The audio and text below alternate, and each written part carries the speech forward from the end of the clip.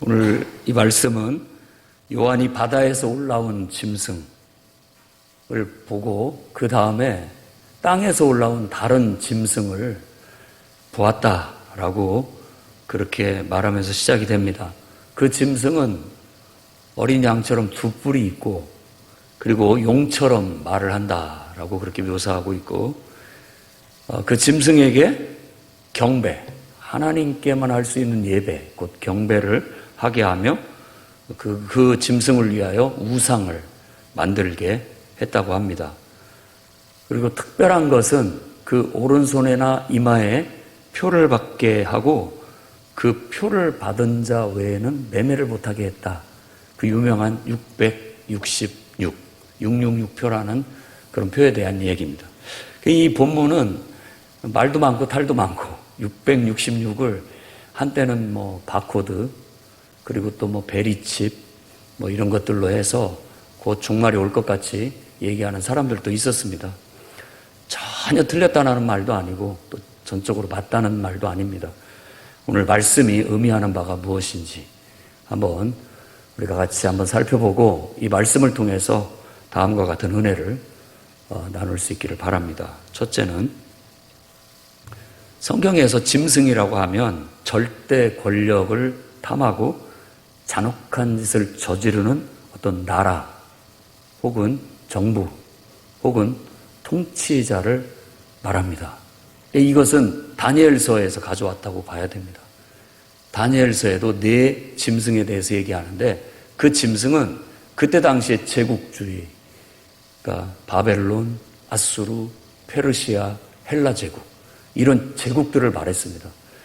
이 제국이라고 하는 것은 조그마한 자기들의 왕국만에 만족하지 않고 여러 민족, 국가, 왕국을 다 정복해서 천하를 자기 손아귀에 넣고 호령하려는 그런 주의를 제국주의라고 하는 겁니다.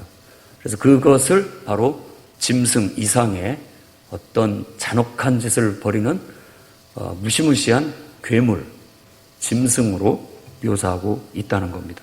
그래서 지난주에도 우리가 바다에서 나온 짐승이 그게 로마 제국을 암시하고 있으면서 그 로마 제국의 황제들, 절대 권력을 휘두르는 로마 제국의 황제들을 암시적으로 이렇게 보여주는 것이었고, 머리 하나가 상한 바 되었다고 다시 살아나게 됐다라는 그 이야기는 네로 황제가 결국 죽음으로써 가이사라는 로마 황제 집안이 대가 끊기고 그때 로마 제국이 무너질 줄 알았어요.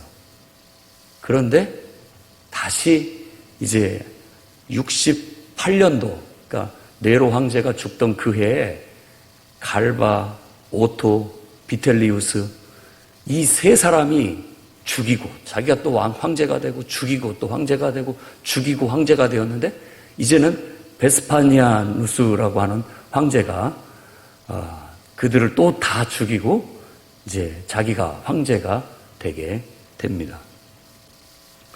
그럼으로써 다시 로마 제국이 다시 이렇게 부활하는 베스파니아누스 황제에 의해서, 그리고 그의 아들이 디투스, 우리가 디도 장군이라고 하는데 예루살렘을 완전히 짓밟은, 그래서 예루살렘의 성전을 지금 완전히 다 파괴시켜서 지금도 없습니다.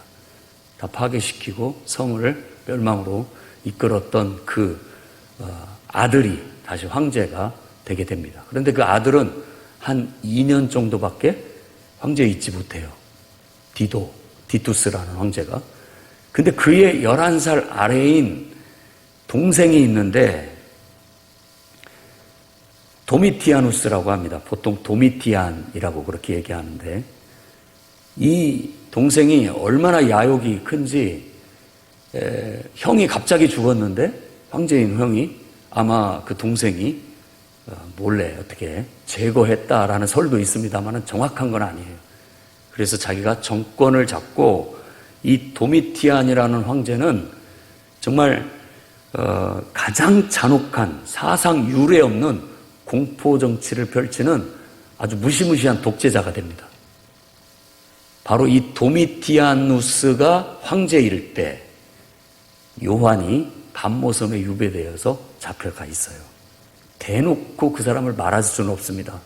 그런데 이 짐승으로 얘기하는데 오늘 두 번째 땅에서 나온 짐승은 딱 그 얘기를 듣자마자 도미티아누스 황제가 싹 스쳐 보이는 거예요. 그러니까 이 글을 읽는 그 당시 때의 이 편지, 이 글을 읽는 교인들은, 성도들은 누구를 상징하는지 알 수 있었던 겁니다. 그러니까 우리도 이 말씀을 읽을 때 이 짐승들, 이건 잔혹한 어떤 절대 권력을 휘두르는 무소불위의 권력을 가지고 자기가 마치 신처럼 군림하는 그런 어떤 통치자 혹은 정부 혹은 국가를 상징한다고 봐야 됩니다. 지금도 그러고 있습니다. 지금도. 많은 사람들이 그 권좌에 앉기 위해서 사탄과 손을 잡습니다. 용이라고 하는 것은 사탄이에요. 예수께서도 세 번째 시험에서 사탄이 내게 절해라. 그런데 만국의 영광을 너에게 주겠다라고 한 것처럼 지금도 많은 사람들이 권력을 탐하고 절대 권력을 탐하는 마음에서 모종의 어둠의 영임, 바로 사탄과 야합을 하고 그 사탄의 주는 권세와 힘을 이용해서 신처럼 군림하려고 하는 그런 유혹에 빠져 있는 겁니다. 그래서 우리는 오늘 이 땅에서 올라온 짐승은 악명 높았던 사상 유례 없이 공포 정치를 펼쳤던 한 황제 도미티안이라는 그런 이미지를 거기에 겹쳐서 봐야 되겠고, 또 더 나아가서는 그런 사람들, 그런 독재자들이라고 봐야 되겠습니다. 그래서 우리 교회와 성도는 세상의 빛입니다. 우리가 진리를 외치고 바른 믿음과 신앙을 가지고 경건 생활을 하고 하나님 말씀대로 실천하고 정말 하나님만을 우리의 왕으로, 우리의 통치자로 인정하고 살아가게 되면 우리는 이러한 짐승들이 정말 이 땅에서 풀려나서 활개를 치지 못하도록 억제하는 효과가 있습니다. 억제해야 됩니다. 메이플라워를 타고 미국으로 갔던 청교도들은 헌법을 제정할 때 아무도 그 권력의 자리에 접근하지 못하게 하자. 누구도 그 자리에는 가면 안 된다. 이건 하나님 외에는 갈 자리가 아니에요. 그렇기 때문에 철저하게 삼권을 분리해서 누구도 그 절대 권력의 자리에 가지 못하게 하니까 그래도 비교적 순탄하게 서로 정권을 바꿔가면서 나라를 그래도 균형 잡히게 한 번은 보수에서 한 번은 진보에서 이렇게 잡으면서 이끌어 갑니다. 그러나 그러지 않은 나라들을 한번 보십시오. 우리나라도 독재자들이 있었고 또 지금도 그 독재자들이 자기의 권력을 쟁취하는 데 있어서도 할 짓 못할 짓을 다 할 뿐만 아니라 더 나아가서는 그 권력을 유지하는 데는 더 많은 피비린내가 납니다. 더 많은 피를 흘리게 돼요. 지금도 벌리는 전쟁이나 이런 일들도 가만히 보면 겉으로는 정당한 명분 어떤 것들을 얘기하지만요, 사실 알고 보면 자기의 정권을 더 계속 장기적으로 끌고 가기 위한 그런 어떤 음모, 그런 것들이 숨겨져 있다는 건 우리 모두가 다 압니다. 다 알아요. 그걸 위해서 정말 수도 없는 사람들을 죽음으로 내몰 뿐만 아니라 괴롭히고 잔인하게 살상하는 이런 일들을 벌이게 되는 거예요. 그래서 우리는 항상 기도해야 되겠습니다. 이 지구상에 그런 짐승들이 풀려나지 않게 해달라고. 그 짐승은 이 영혼 깊숙이 그 어두운 구덩이에서부터 올라옵니다. 이게 풀려나게 되면 그렇게 됩니다. 그렇다면 이제 그것은 우리가 기도해야 할 일이고 우리 스스로도 이런 말씀을 개인에게도 적용할 필요가 있다라는 겁니다. 우리도 하나님이 우리 마음에 있어야 할 자리에 있지 않고 그분이 나를 통제하고 다스려주지 않으면 어느 순간 우리의 마음의 어두운 구덩이에서 이 괴물이, 이 짐승이 올라옵니다. 그래서 오늘 이사야 말씀처럼 정말 더러운 것들이 솟구쳐 오르는 거예요. 막 이런 데서 악의적이고 또 막 부정적인 감정과 그리고 미움과 그리고 편가르기와 각종 갈등과 알력투쟁과 오만 것들이 다 나옵니다. 여러분들도 한번 곰곰이 생각해 보십시오. 내가 힘이 없어서 더 많이 피해를 못 줄 뿐입니다. 힘이 없어서, 권력이 없어서, 힘이 없으니까 그냥 나도 고집스럽고 나도 이기적이고 나도 나만 알고 나도 얼마든지 그런 힘이 있으면 이것들 봐라 하면서 그냥 짓밟을 수도 있고 그냥 쥐도새도 모르게 한 사람 없앨 수도 있고 그냥 피해를 줄 수도 있고 그럴 수 있는 똑같은 사람이에요. 똑같은 사람입니다. 우리는 정말 철저히 우리 안에 있는 짐승, 우리 안에 있는 이 어둠의 구덩이가 하나님에 의해서 잘 닫혀져 있어야 됩니다. 무적행 안에 가둬놔야 됩니다. 정말 천사를 통해서 결박하시고 잘 묻어놔서 우리는 하나님의 선하신 뜻을 쫓아서 좀 하나님 형상을 닮은 사랑으로 살아가고 그저 오직 하나님 말씀에만 반응하고 오직 하나님 말씀대로만 순종하고 하나님 뜻이면 목숨 걸고 나아가고 아니면 겸손하게 순종하고 해나갈 수 있는 그런 통제력이 있을 때 더 큰 힘, 더 큰 물질, 더 큰 권세를 주더라도 똑같은 원리로 다스릴 수가 있는 거예요. 그런데 그러지 못하게 됐을 때 이와 같은 무시무시한 괴물이 나타나서 나뿐만 아니라 수많은 사람들을 어렵게 하고 힘들게 할 수 있다는 걸 알아야 됩니다. 그래서 나부터 하나님 뜻대로 바로 서야 되겠고 나아가 이 지구촌에 이런 짐승들이 이런 절대 권력을 탐하는 자들이 독재자들이 활개를 치지 못하도록 우리는 함께 기도하고 오직 하나님만이 우리 왕이시다. 하나님만이 우리를 통제하셔야 된다. 하나님만이 그 절대 주권의 자리에 앉으실 수 있는 분이다. 모든 통치자는 모든 지도자는 그 하나님을 경외하고 그분의 통제, 다스림을 받아야 된다. 그래야 제멋대로 날뛰지 않게 된다라는 걸 아시기 바랍니다. 여러분들도 하나님의 통제 안에 머무를 수 있기를 주의 이름으로 축원합니다. 그 다음에 두 번째로는 여러분 권력의 우상화를 반대하고 나서야 됩니다. 요한이 반모섬에 유배된 시대 도미티안 황제 시기였는데 그는 자기 형 11살 더 먹은 형을 제거하고 황제 자리에 올라서 강력한 군대를 바탕으로 해서 철권 통치를 합니다. 그가 고대 그리스 지금 올림픽 하고 있는 거 있잖아요. 4년마다 한번 경기를 여는 것을 했고 그 4년마다 경기를 열 때 주재하러 갔을 때 자기 복장을 신처럼 입고 갑니다. 그리고 그 경기를 주재하는 심판들은 다 관을 쓰게 했는데 거기에 자기 초상화와 자기가 신격화된 어떤 그런 것들을 머리에 쓰고 그걸 관리하게 했어요. 그러니까 말하자면 자기가 신이에요. 신이 내려와서 지금 그 체전을 열고 있는 거예요. 그렇게 자기를 우상화시키고 곳곳마다 자신의 초상화를 갖다 그려놓게 하고 거기다 절하게 하고 그리고 그가 자기 신상, 그러니까 로마 황제인 자기의 신상을 세워놓고 거기다가 절하게 하고 우리 일제시대 때 신사참배와 비슷한 그런 일들을 했고 지금 가까이 저 북한의 김일성 그 양반이 그렇게 했습니다. 자기를 우상화했어요.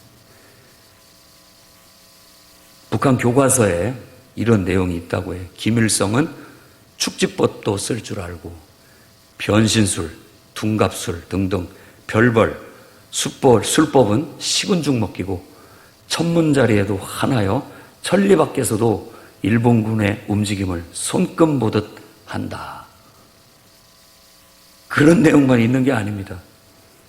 김일성은 하루에 평균 34회, 해방 때까지 총 10여만 회의 전투를 지휘하고 일선에 나가 일제를 쓸어버렸다라고 하는데 이 정도 숫자면은 40분마다 한 번씩 전투를 했다는 거예요.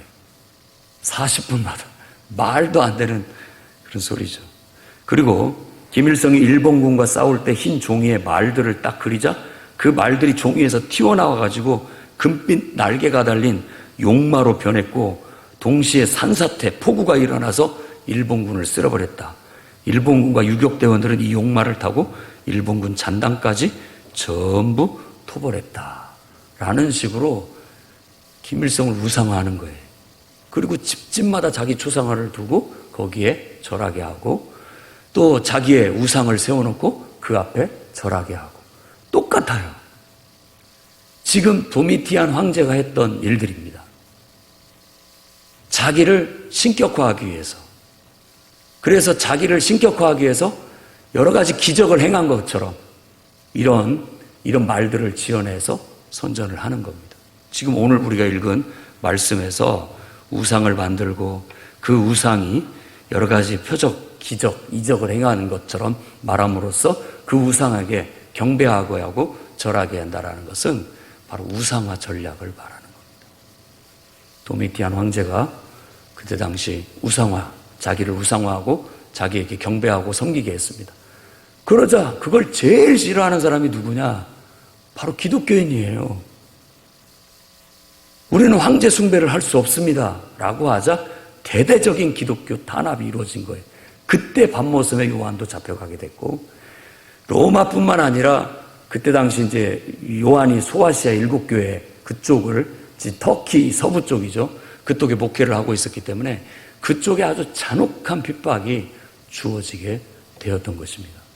하지만 그리스도인들은 황제는 신이 아니다.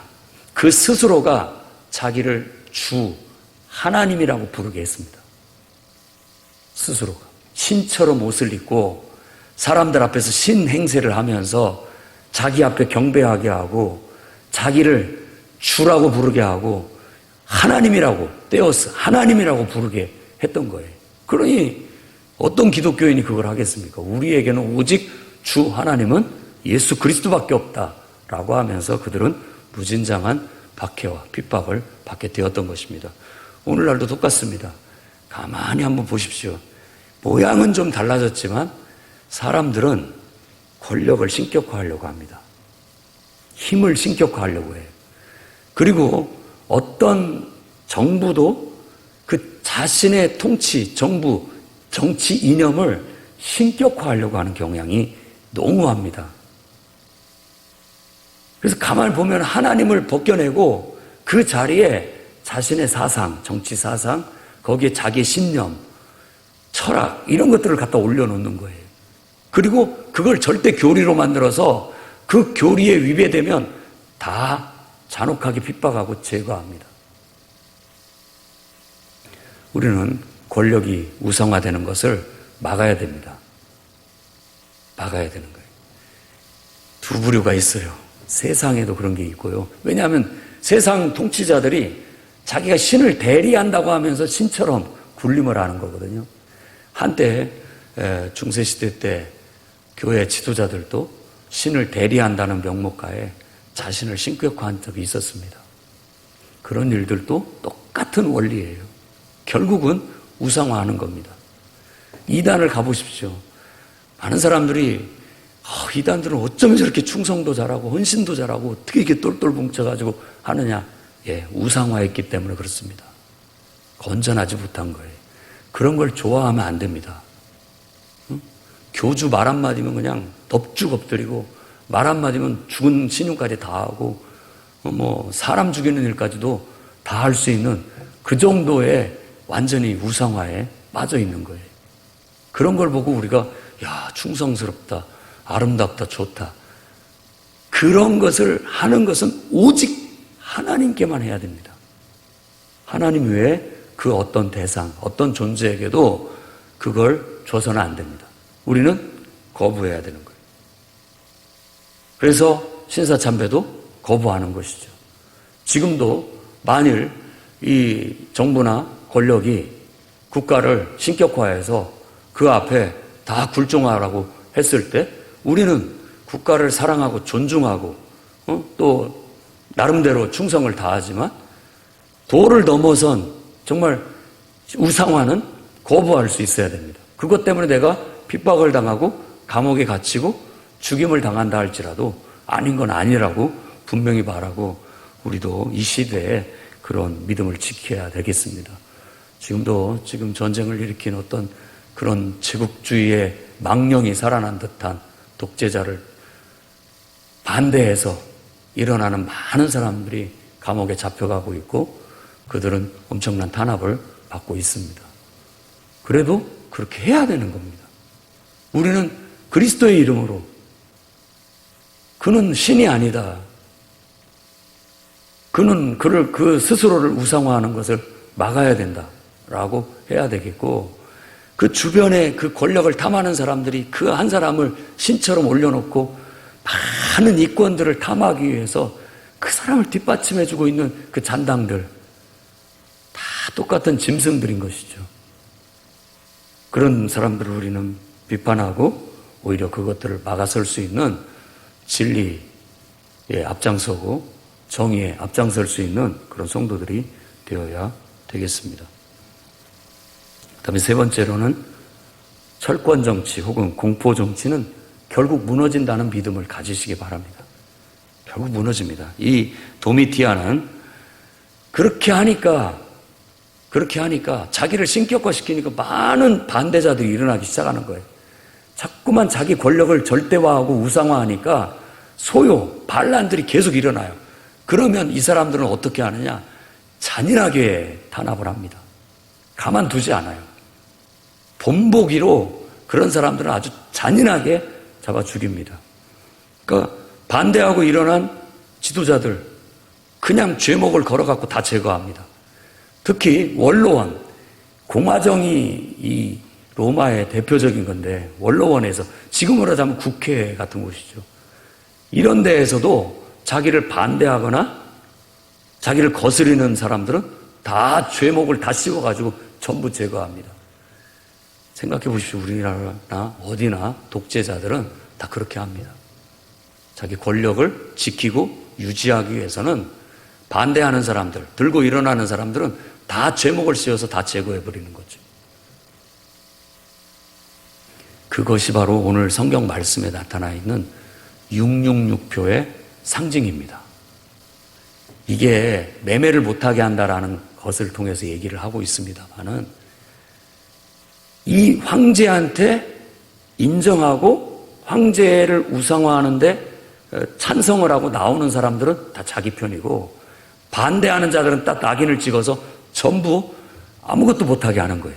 통제하고 못하게 하는 겁니다. 그러니까 언론 통제, 이건 666입니다. 러시아 사람들은 지금 제대로 된 정보를, 뉴스를 듣지 못하고 있습니다. 심지어 우크라이나에서 전쟁으로 막 폐허가 되고 사람들이 죽어가는 그 사진들은 전부 가짜라고. 다른 나라에서 벌어진 전쟁에 아이들 프로에 그것을 가르치는 영상이 그 국영방송에서 그걸 내보내고 있습니다. 그러니까 전부 다 속고 있는 것이죠. 언론을 통제하고 그 다음에 아예 불온분자라고 딱 낙인을 찍어서 그런 사람들은 자리에서 다 내려앉게 만들고 아무것도 못하게 만들어서 결국은 다 제거하는 그런 일들을 하는 겁니다. 그러니까 이 666표는 바로 그런 상징적인 의미인 거예요. 원래 이스라엘에는 수비학이 있습니다. 숫자가 알파벳에 의해서 그러니까 A면 1, B면 2 이렇게 해서 10개까지 가고 10까지 간 다음부터는 이제 10의 배수로 올라가 20, 30, 40, 50, 60 그리고 100까지 이렇게 가서 철자를 가지고 숫자화를 해놓은 거예요. 상징적인 암호로. 옛날에는 숫자를 쓰지 않고 이 철자로 숫자를 같이 썼던 거예요. 그러다 보니까 이름의 철자에 숫자를 합을 했더니 666이 되는 거예요. 네로라는 황제 이름이 대표적으로 666이라고 하죠. 또 이런 거 가지고 히틀러도 그 철자를 합쳐봤더니 666이더라. 그리고 나폴레옹도 그 철자에 숫자를 합쳐봤더니 666이더라. 다 어떤 그런 절대 권력을 추구하고 전쟁을 일으키고 잔혹한 통치를 했던 사람들이 다 그런 어떤 이름을 갖고 있다. 777과 666을 대비적으로 보여주는 거예요. 7은 완전수고 하나님의 숫자고 6은 불완전한 숫자고 인간의 숫자라고 그렇게 보는 겁니다. 그래서 어린 양이 통치하신다라는 말씀이 선포된 후에 인간들의 통치 세상을 지금 보여주고 있는 겁니다. 인간이 자기를 신격화해서 이것도 비슷해요. 성부, 성자, 성령. 용과 바다에서 나온 짐승, 또 다른 땅에서 나온 짐승이 마치 아버지, 아들, 성령 같아요. 두 번째 바다에서 나온 짐승은 죽었다가 살아납니다. 부활해요. 성자, 예수 그리스도를 얼핏 보여줘요. 이런 것들이 자신들을 신격화하면서 하나님을 모방하고 모조품을 만들어내는 거예요. 세상 정부가 그런 위험성들이 얼마든지 가지고 있는 그런 것이라는 것을 알아야 됩니다. 그래서 우리는 결국 하나님께서 그 세상 나라를 뜨인 돌이 와서 그 신상을 무너뜨리듯이 인자와 같은 이가 다니엘서에 그 네 짐승을 죽이고 하나님으로부터 왕권을 받아서 통치자가 되듯이 바로 요한계시록에도 똑같이 어린 양이 통치하게 되는 그런 나라가 오게 될 것이라는 것. 우리는 거기에 기대를 두고 나아가야 되겠다는 것입니다.